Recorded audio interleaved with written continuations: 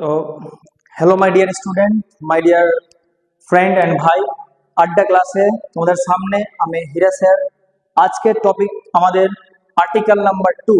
Article number 1 আমাদের এর আগে হয়ে গেছিল। তো আমরা জানি আমাদের যে সিরিজ চলছে সেটা চলছে ইন্ডিয়ান কনস্টিটিউশনের পার্ট 1, যেখানে আমরা the union and it's territory এই পার্টটা দেখছি। পার্ট ওয়ানে বলেছিলাম টোটাল 4টা আর্টিকেল আছে, 1 থেকে 4 পর্যন্ত, যার মাধ্যমে আমাদের এক কিন্তু হয়ে গেছে অলরেডি। আজকের টপিক হবে আর্টিকেল নাম্বার 2 বা ধারা নাম্বার 2।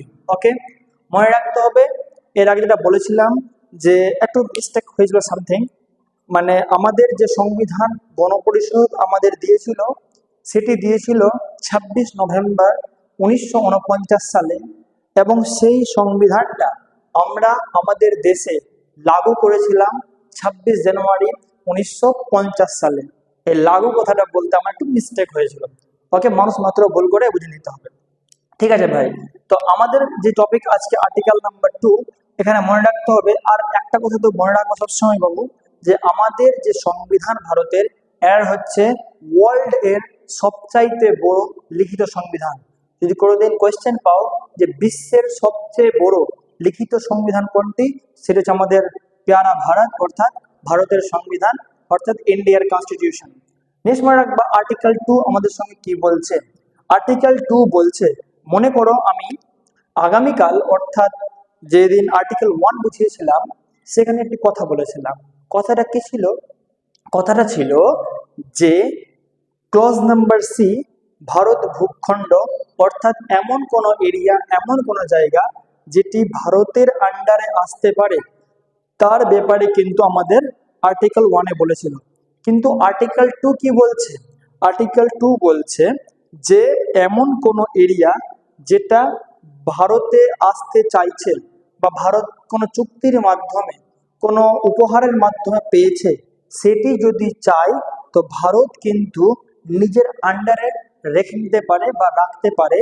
কিন্তু এইটাই প্রাবধান কিন্তু আর্টিকেল 2-এ রয়েছে। কিন্তু এটার পাওয়ার কাকে দেওয়া হয়েছে?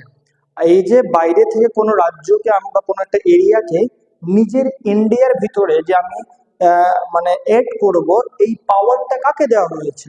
তো মনে রাখবার, এই পাওয়ারটা আমরা যাদের ভোট দিয়ে, যাদেরকে আমরা তোমার লোকসভায় বসিয়েছি, আমরা সংসদে যাদেরকে বসিয়েছি আমরা, সেই সংসদকে কিন্তু পুরো পাওয়ার দেওয়া রয়েছে আর্টিকেল 2 ব্যবহার করা।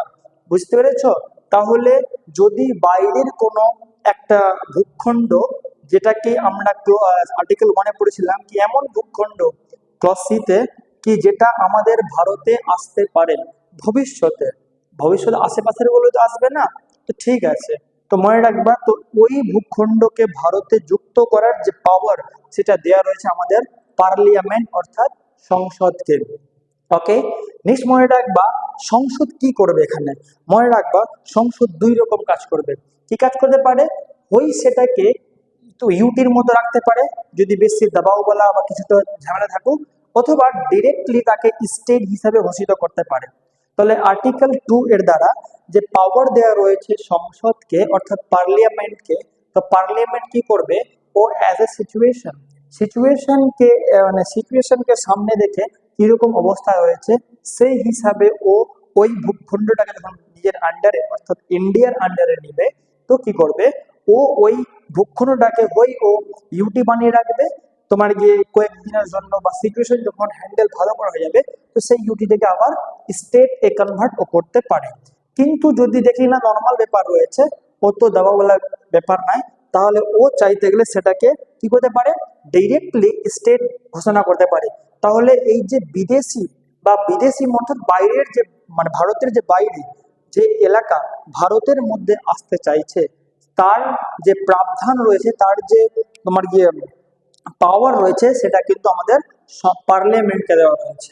পার্লামেন্ট এর ডিসাইড করবে যে তাকে আমরা ইউটি হিসাবে রাখবো এখন নাকি স্টেট হিসাবে রাখবো, তার উপর কিন্তু এটা কাজ চলবে। তো আশা করি আর্টিকেল 2 তোমরা বুঝতে পেরেছো। আর্টিকেল 2 কাকে নিয়ে বললো? ভারতে যে সমস্ত এক্সট্রা ভূখণ্ড আসতে চাইছে, যেমন আমাদের উনিশশো পঁচাত্তর সালে আমরা জানি একটা স্টেট পেয়েছিলাম সিকিম। সিকিমকে পেয়েছিলাম কত নম্বর রাজ্য হিসাবে বাবু? তোমরা একবার সিকিমকে পেয়েছিলাম 22nd নাম্বার রাজ্য হিসাবে, অর্থাৎ 22তম রাজ্য হিসাবে ভারতে পেয়েছিলাম। তো এই যে সিকিমকে যে আমরা এড করলাম, এটা কে করলো? তো আমাদের পার্লামেন্ট করেছিল। ঠিক আছে, ওকে, ভালো লাগলে like and share and subscribe করো আড্ডা ক্লাসকে। এবার আমরা নেক্সট ডে অর্থাৎ নেক্সট টপিক আমাদের আর্টিকেল থাকবে, article number 3। Okay, thank you, by.